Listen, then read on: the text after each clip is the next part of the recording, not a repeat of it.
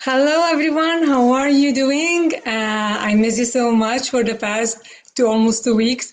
And today I have a very interesting topic, and I got questions about it. Russia, why do we lose desire? I don't wake up excited. How can we let our kids have a desire or change their lifestyle? They don't do anything.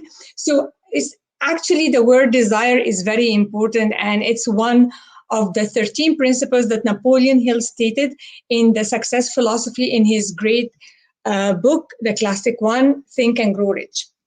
So today I want to tell you, I'm going to share with you here my slide. People on Facebook can see that.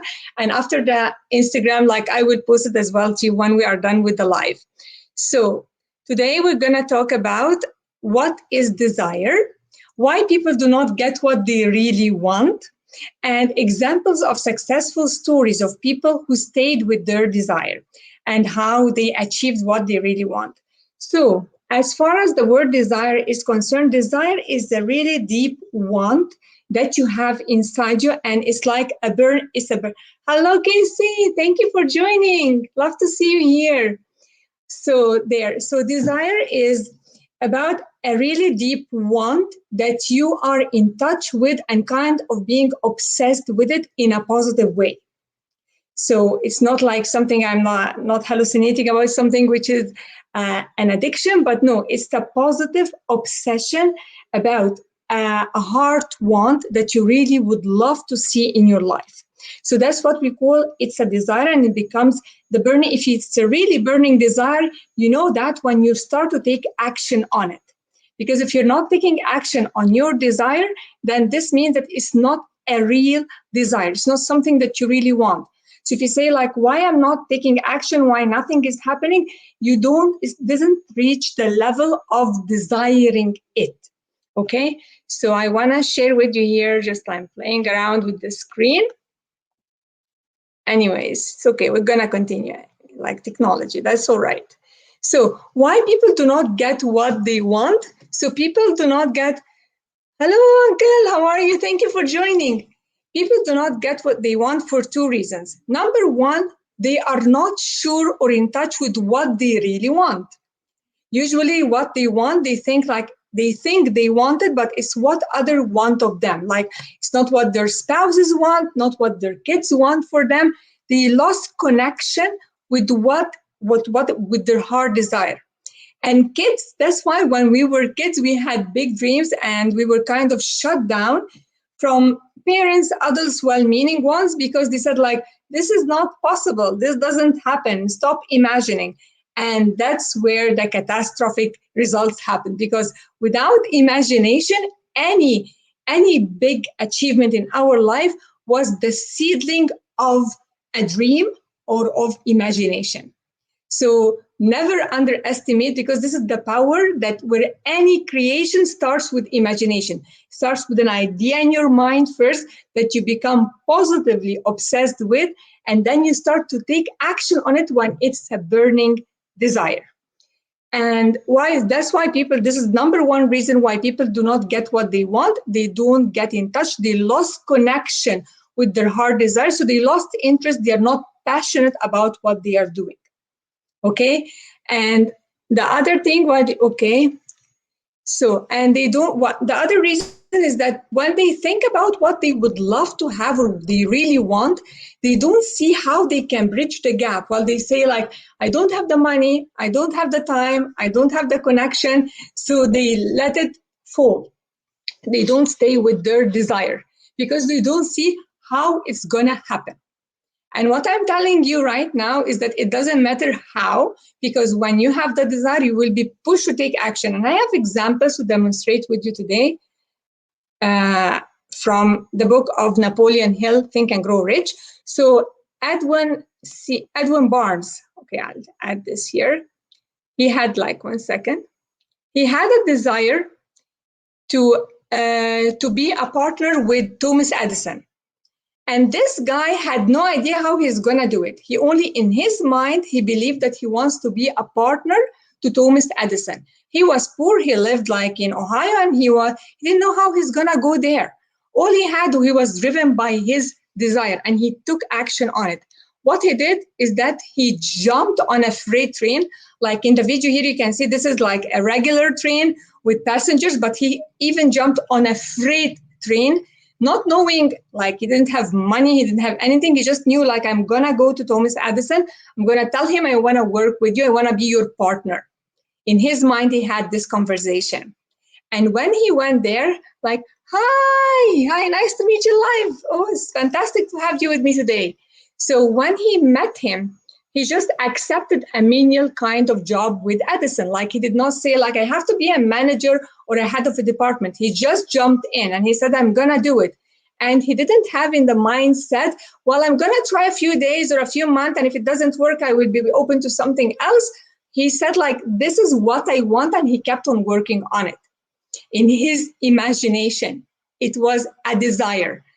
Did he become his partner first time, first month, first year, second year? No, it didn't happen. It didn't happen this way, but he had it there. So Edison, at a certain level, had a new invention that he wanted to spread in the world, and the salespeople that worked for him all did not think it's going to work. Nobody wanted to be promoting it for sales.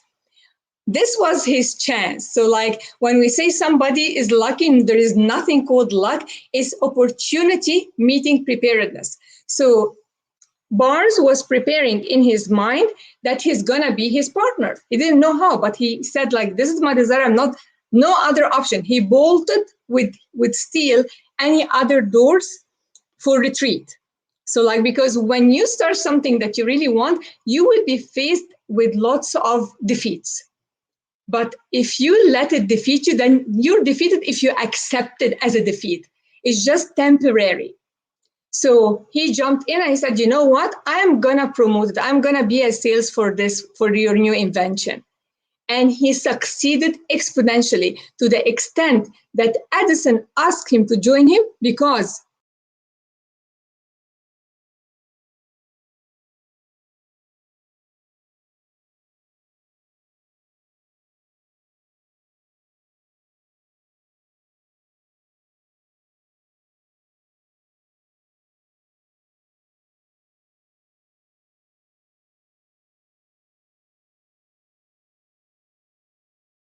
it will tell them, like, yeah, you give them advice, but they will never do anything until they have this desire for it. And lots of moms, like, oh, lost my audio. Oh, sorry. You can't hear me on Facebook or on Instagram. Like, I don't know. Like, do you hear me now, Casey? Yes or no? Do you hear me now? Okay. Well, I have something to share with you. For me, like, my laptop broke down 2 weeks ago since I stopped, like, doing, and I had a new one. And then it was kind of like a learning experience. But I said, like, that's okay. I have a desire to come today. And although I still don't have the mic, but I said, I'm going to come out. And I hope you can listen. If you don't, thank you for letting me know, Casey. I really am grateful for that. So anyways, so when your kids, like, you cannot let them do anything, because if they don't have a desire, they're not gonna do it. It has to be coming from within. Like this Barn Edwards, he had no idea. He had no idea how he's gonna do it. And if you think as well of Christopher Columbus, he had a dream of a land. And his sign was when he saw the birds. He said, like, there, as long as there are birds there, so there is a sign for a land. He discovered America. He discovered a new world, like new people lived there. Like, without him, imagine what would have happened. Without him believing in his dream and believing that he's gonna discover a new land. He believed that, he saw it in his mind, and he took action. And the birds were the sign for him that there is land. That was a sign of a land. And he knew, like, you know what? I know I am heading right. I'm gonna continue. And voila, we have the states now. All right. So anybody, I'm telling you, anybody who had ever achieved a big dream did not know how they're going to do it. And they had lots of defeats. We can hear you well. I'm so happy live that you can hear me well because my connection hasn't arrived yet, but like I promised I'm coming live today. So thank you so much. So I want to share with you like some examples of people who were accused of being crazy. You know, the guy who invented the telegram, like the wireless telegram. His friends thought that he's crazy, and they actually took him to a psycho doctor, and he was like, he lost his mind. He's thinking of connecting with either and of having wireless connections, and this is not possible. We think he lost his mind. So I have for you here, that was Marconi, and he was an Italian inventor. Okay, so he was accused of that. The Wright brothers, they had an idea in their minds. They were not engineers, they were not scientists, they were bike mechanics. In their mind, they saw themselves flying. They saw themselves using a machine that's flying in the air. And they managed to do that. Their father was a priest, and he told them, "You rot in hell." So circumstances was not in their favor, because trying to think of going in the sky, like you're getting closer to God. So this is like a taboo. Like their father was so much against them, he did not support them, and nobody believed in what they were doing. They thought they were crazy. And when they finished and they were able to fly for a few seconds, people told them, "You know what? Oh, you just like flew only for a few seconds and you fell." He said, like, not only did we fly, we stayed there as well for a few seconds. That's another mindset, how they look at their success. Okay. So another one, Henry Ford was born, he was poor, he was not educated, but he dreamt of having a horseless carriage. That was all. And look where we are now because of his dream or what he believed in, and he persisted with it. So if you have a burning desire backed up by faith, by belief that is going to work, nobody can stop you. Nobody can stop you. And you have to be ready to be ridiculed. You have to be ready to lose some people from your life because they don't believe in what you do. And when you start to change, it's not because people do not like you anymore, because your change threatens them, because they see that they are not taking action like you do, and they feel like, if she changes, we have as well to change. Sorry, I'm just adjusting the cam. So if she changes, then we have to change it, and people do not like to change. They'd rather die than change. Although if you keep on doing what we are doing, if what you are doing and you have been doing up till this moment got you the results that you want, you would have had it by now. So if you by now do not have what you really would love to have in your life, then there is something else that has to change on a deeper level. And people resist change tremendously. They do not want to change. They become comfortable with their pain. They become comfortable with their poverty. They become comfortable with their excuses. And these are people are not driven by desire. And how many percent of this are in our world? 3% or even less. The people who make a big impact, who impacted your life and my life, who were able to invent this laptop, who were able to invent this camera, these lights, these people were visionaries. It all starts in their imagination. So if your child come and tell you like about an idea that you think nobody makes money doing that, don't shut them down, because this is their dream. They are connected with their desire. Lots of moms I talked to, like their son, when they told them, "I want to be a cook," they screamed and cried, and it was the end of the world. And now look how chefs are leading the world, and they are creating like big success.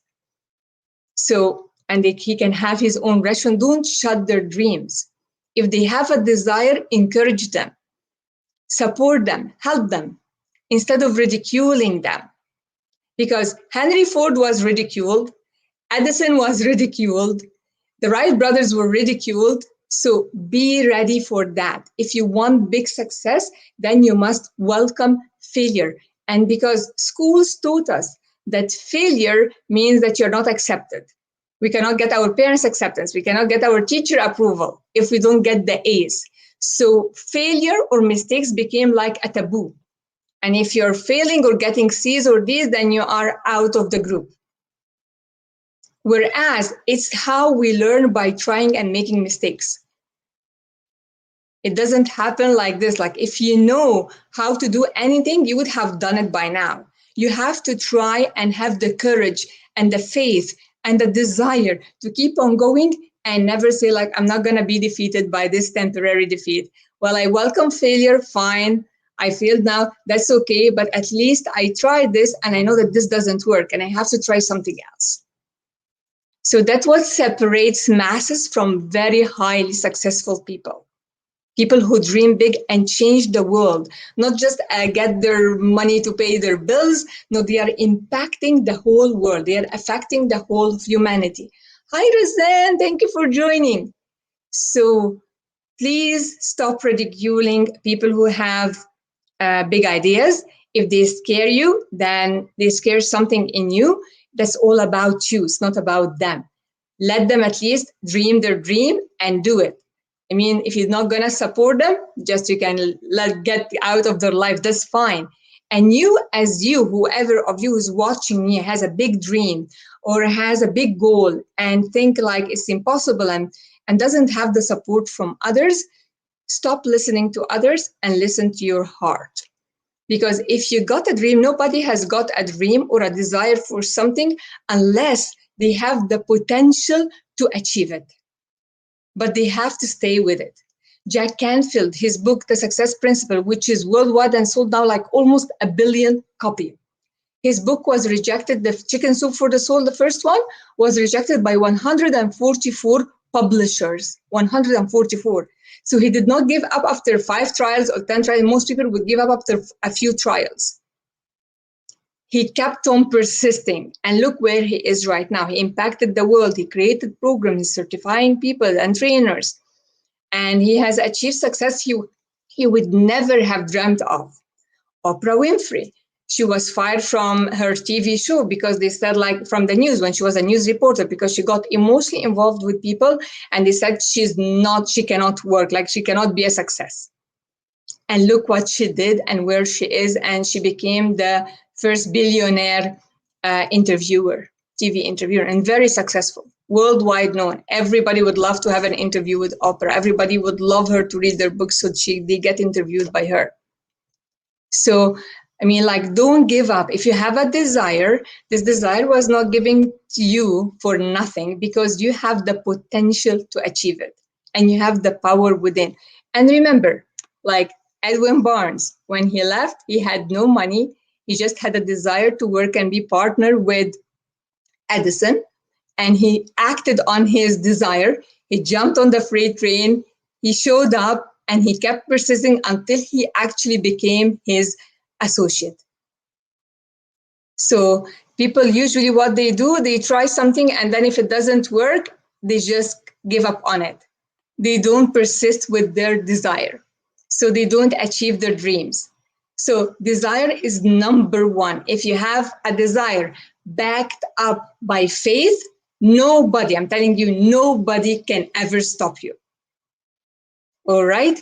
So I hope you found value in this video today. And thank you so much for being with me here live on Instagram and on Facebook. And I love you and appreciate you all.